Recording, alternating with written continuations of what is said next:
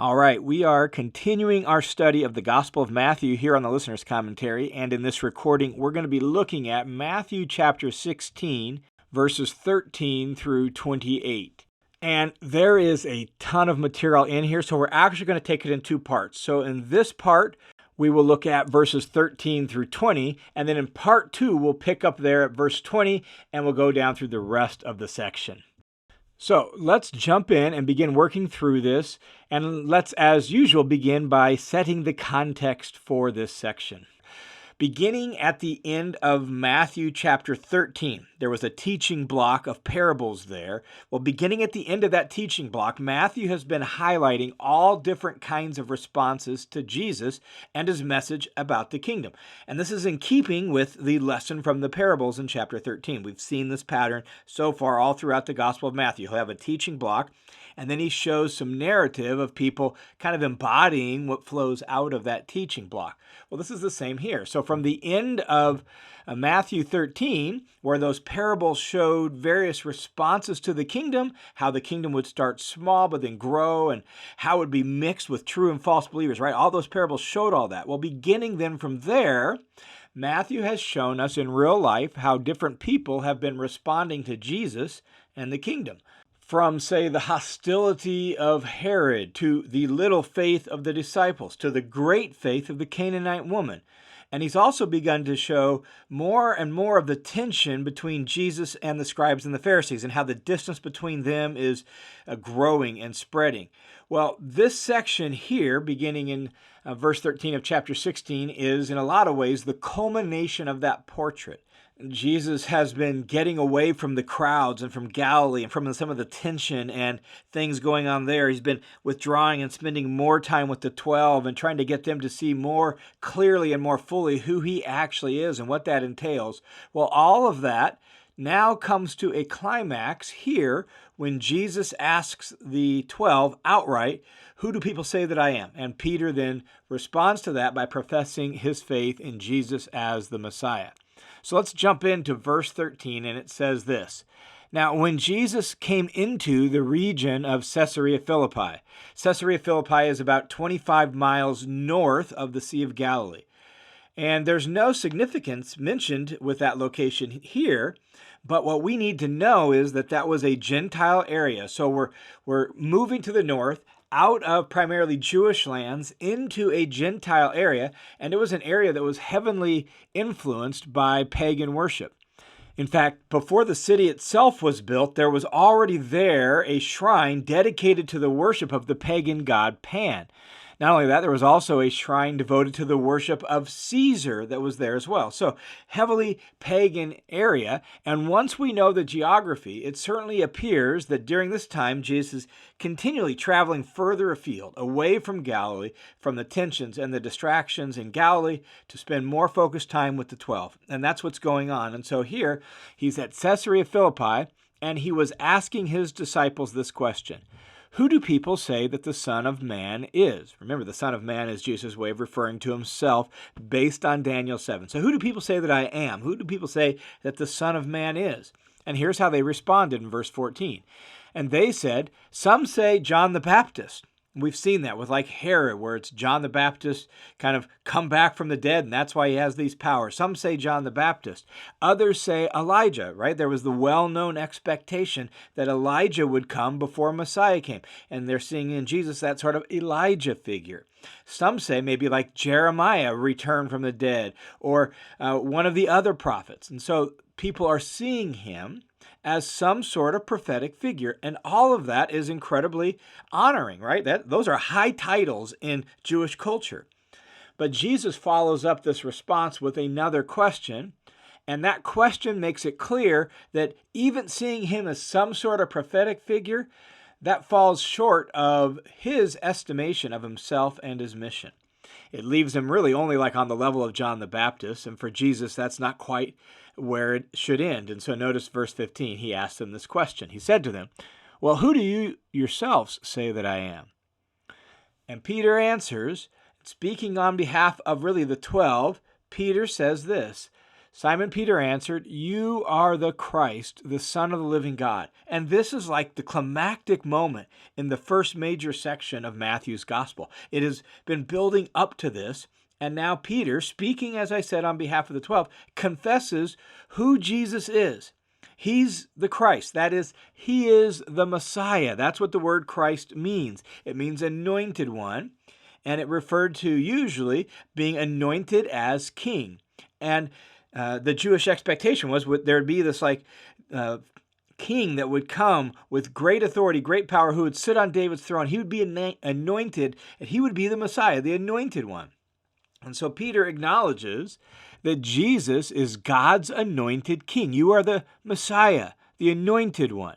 And I think it's interesting that Peter confesses this right in the shadow of a temple to Caesar, temple to the emperor. And there, in that location, Peter confesses that indeed Jesus, he believes Jesus, this teacher and rabbi that's been traveling around Galilee and Judea, teaching and preaching and doing miracles, Peter confesses that he believes, no, you're actually the true ruler of the world. You're God's king, the Messiah. And he's right. That's who Jesus is. Now, there's a little more to it than that, as we will learn in the rest of this story, but he gets the title right. Matthew here actually adds a little bit more detail to this confession than we see in Mark's version in the Gospel of Mark. So notice, it's not just that you are the Messiah, but you are the Messiah, the Christ, the Son of the living God. And that phrase, Son of God, could just be used of kings in Jewish language and in Jewish thinking. We see that in the Psalms and in the Old Testament. But in view of the fact that Matthew has regularly emphasized this idea of Jesus being God's son, we saw that, for example, in chapter 3, verse 17 in his baptism, right? You are my son in whom I am well pleased. And in view of the fact that the immediate next story that Matthew's going to put right up against this is the transfiguration, where God again speaks from heaven saying, this is my beloved son, listen to him. In view of that, it seems more likely that Matthew really expected his readers to realize this isn't just an honoring title for a king who's going to serve on God's behalf. It's more than that Jesus is the Son of God in a unique sort of way, that it's kind of a as one scholar says, a theologically loaded phrase in the way Matthew has organized his gospel. And he is the Son, not just of God, but the living God. Like, in view of all the pagan gods of the empire, in view of the fact they're standing in the shadow of the shrine to Pan, a pagan god, right? Like, no, you're the Son of the God who actually really is alive and exists and who brought the whole world into existence. And so Peter confesses Jesus as God's Son and Messiah. And Jesus affirms that confession. Look at verse 17. And Jesus said to him, "Blessed are you, Simon Barjona, because flesh and blood didn't reveal this to you, but my Father who is in heaven." Like, God is the one who opened your eyes and helped you see who I am. That's what Jesus is saying to Peter. And notice that Jesus calls Peter by his given name, Simon, not his nickname, Peter, but Simon, and he refers to him as Simon Barjona. Barjona is sort of like a last name. It means son of, Bar, Jonah. In the Gospel of John, chapter 1, verse 42 and 21, verse 15, Peter's dad's name is John, Bar John, right? Most just see Barjona as actually a shortened version of John. Now, in our language, it doesn't look shorter, it looks longer, but in Greek, actually, Barjona, the Yona, is shorter than the Yanu. There's actually several letters difference, and so it's like the family name, Simon, son of John. That's who he is, and Jesus says, God is the one that helped you see this. And then Jesus goes on and says this in verse 18. He says, well-known words, "And I say to you that you are Peter." And so he's been calling him Peter throughout. He's already given this nickname, but here he restates that, reaffirms that nickname, and gives him added significance to it. So I say to you that you are Peter, which means rock, Petros, rock, and upon this rock I will build my church, and the gates of Hades will not overpower it. And so notice the wordplay between the nickname Peter, Petros, and its meaning rock, although it's a slightly different form of the word there. So Petros and then Petra. That's how this works. And so there's this wordplay between his name. And the idea is that this is a foundation stone. Notice he says, I'll build my church on this. I'm going to build on this. We're laying a foundation stone. Typically in my culture, right, we pour concrete for foundations. But in Jesus' culture, Peter's culture, they laid large, massive stones that would set the foundation and the direction and shape of the building. And that's what he's getting at here. This is the foundation stone. And Jesus says he's going to build his church upon it. And that word church refers to a body of people, not a building, not a place, and that's important. That it refers to a body of people. In fact, in the ancient world, it was regularly used for things like the assembly of people who oversaw or ruled a city. It could be used for an assembly of citizens in a city. It was always referring to a gathering or a group of people. So Jesus is going to build his congregation, the assembly of his people, upon this foundation stone. Now, the question is, what does that foundation stone refer to? And when you look in the early church fathers, you get some good options, actually, that all sort of have a lot of overlap. Some of the church fathers said it referred to Christ himself. For example, the church father Eusebius said that. In fact, even Augustine, that was his later conclusion. In his earlier years, he thought maybe it meant one thing, but as he continued to study it and think about it, this is what he concluded, is that the rock that he is talking about is Christ himself. And then the idea for Augustine became that with Peter confessing Christ as Messiah, well, that's what he's going to build the church on, that Jesus is the rock. And Peter gets this nickname, rock, from the fact of Jesus himself being the rock. Let me read you this quote from Augustine. It's an updated English quote.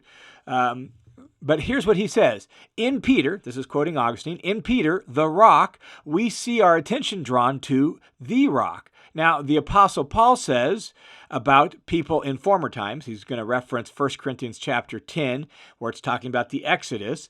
And so Paul says to the former people, they drank from the spiritual rock that was following them, and that rock was Christ. So this disciple is called the rock from the rock, just like Christian derives from Christ. Why have I wanted to make this little introduction? Augustine says, in order to suggest to you that in Peter, the church is to be recognized. That is, Christ, you see, built his church not on a man, i.e. Peter, but on Peter's confession. What is Peter's confession? You are the Messiah, the Son of the living God.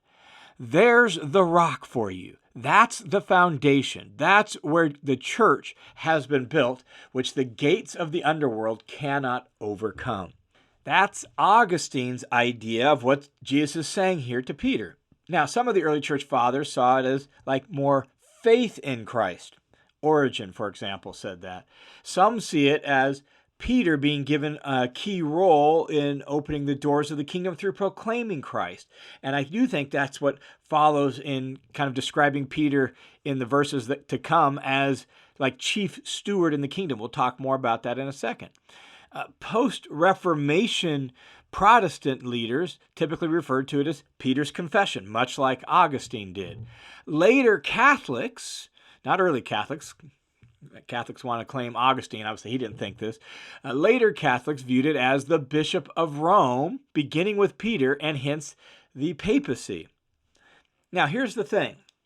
Whenever the idea of a foundation stone comes up in the rest of the New Testament, that is by the apostles, even by Peter himself, it's Jesus who is central to that foundation stone, and not Peter. For example, 1 Corinthians chapter 3, verses 9 through 11. Read it there, and Jesus is the foundation stone. In fact, when Peter himself writes about the foundation stone in 1 Peter chapter 2, Jesus is the foundation stone. Or sometimes it's in the apostles, Jesus is the cornerstone, the initial and keystone for the foundation, and then all of the apostles are the foundation built around him. So I think first and foremost, this rock, like Augustine says, refers to the truth about Jesus that Peter has just declared. That Jesus is the Messiah, the Son of God, and that's the rock on which the church is going to be built. And in fact, that's what the whole paragraph is actually about. It's who is Jesus? That's the question that initiates the paragraph. It's the culminated confession here of Peter. It's about Jesus and who he is, being the Messiah. In fact, the whole paragraph ends by telling them to keep quiet now about Jesus being the Messiah. That's the focus, and so I think that's the central idea. Any sense in which Peter is a key figure in the foundation stone is as one of the apostles, maybe even first among equals, right? The church is built on the foundation of the apostles and prophets, Jesus himself being the cornerstone. That's the way the apostle Paul put it in Ephesians chapter 2, verse 20. So it seems to me that to turn this into some idea of Peter and then all maybe subsequent figures standing on Peter as the Bishop of Rome, that's the foundation of the church. That's completely besides the point. That has nothing to do with what Jesus is actually saying here. And in fact, none of the early church fathers actually took it that way. In fact, let me read you a quote. This is from one Orthodox scholar who's actually an expert in patristic literature, that is, literature of the church fathers. Here's what he says. He says, "Thus, the words of Christ have a soteriological, not an institutional significance." Soteriological meaning having to do with salvation and how Jesus is going to save people, not institutional, that is in organizational significance. So they have more to do with Jesus as Savior and how he's going to save people than they do with building some sort of specific institution. They only affirm, this scholar goes on to say, that the Christian faith is the faith expressed by Peter on the road to Caesarea Philippi. In the whole body of patristic exegesis, early church fathers, this is the prevailing understanding of what Jesus said to Peter here. As one modern scholar says, R.T. France, since there's nothing in this passage about any successors to Peter, any link between the personal role of Peter and the subsequent papacy is a matter of later church thinking, not exegesis of this passage. And so, as I read this text, even though it's been used, I think, at times by the Catholic Church to support their idea of the papacy, that has nothing to do with what Jesus actually says here. What he's saying is, Peter, on this confession of faith that you just made, that's going to be the foundation. My role as Messiah, my role as Son of God, and people seeing that and believing that, trusting that, confessing that, I'm going to build my people around that confession of faith. And then he says, and the gates of Hades will not prevail against it. In Jewish thinking, the gates of Hades referred to the realm of the dead or the power of death. In fact, Isaiah 38:10 actually uses it to even just speak of dying. Hezekiah the king says there in Isaiah 38:10, in the middle of my life, am I about to enter the gates of Sheol? Sheol is the Hebrew word that's equivalent to the Greek word Hades. Have I been deprived of the rest of my years? And so it speaks of dying. And so that's how the Jews tended to think about this phrase, gates of Hades. It was dying or entering into death itself. The shrine of the god Pan that we mentioned is right there at Caesarea Philippi. It was actually connected to a cave, and that cave had a spring, and that cave was viewed as like the gateway to the underworld. So Jesus' words also likely had a ready picture in that shrine as well. And so the point is that the powers of death and the underworld will not overpower Jesus' people who believe that he's the Messiah, the Son of the living God. I'll actually put a link in the study hub to a great little article with a picture about this cave where the shrine to the god Pan was, and it's got a little bit more information about that as well. So, Peter has confessed Jesus as Messiah. Jesus has affirmed that confession by Peter. Then Jesus goes on and actually describes Peter as like the chief steward or manager in the kingdom of heaven. That's the imagery that he uses in verse 19. Look what it says here. It says, and I will give you The you is actually singular. I will give you the keys of the kingdom of heaven. So he's still addressing Peter in the singular, and I'm going to give you these keys. This is the language of stewardship or manager in the ancient world. A steward was somebody who managed a household on behalf of the landowner and the householder. And so you would be in charge of his servants, making sure everything got done well, and you would have a chief steward who would oversee all of that. This is the language that is being used here. Peter is being given those keys. He's being given that authority as like chief steward.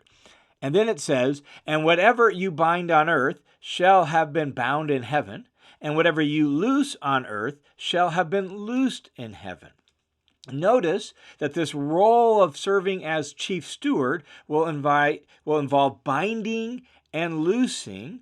And what Jesus says about that is when you bind something on earth, it will have been bound in heaven. When you loose something on earth, it will have been bound in heaven. And that language is very specific and it's very clear. What it's saying is that as chief steward, that when he does this, he's acting in sync with the plans and the aims of heaven. That is God's will for his kingdom. That's the significance of this unique form of the verb shall have been bound or shall have been loosed. The action of Peter is joining up with the aim of heaven. So he's not doing something and the heaven's agreeing with him. It's that heaven has this aim, and as chief steward, Peter's responsible to carry out that aim. That's the way stewardship works. The way R.T. France puts it is, he says, these words don't promise divine endorsement of Peter's action, rather divine guidance for Peter's actions. He's being given the responsibility to tie up things or untie things on God's behalf in keeping with God's purposes and aims. And it is important to note that the same language is used later in Matthew 18, verses 15 through 20, and there it's used in the context of the church as a whole body, the congregation as a whole, disciplining a member of the Christian community who's not living in sync with the values and virtues of the community. So it's not Peter's responsibility alone, but he does seem to have this role as chief steward overseeing that in the beginnings of the church. And that's what we see in the book of Acts. Peter does play a leading role in the forward movement of the church. He's the one who announces the gospel to the Jews on the day of Pentecost, Acts chapter 2, the first day of the church. He's the one who in Acts chapter 8, when Samaritans first come to faith in Jesus, it's Peter and John who are sent to them to investigate and confirm their conversion.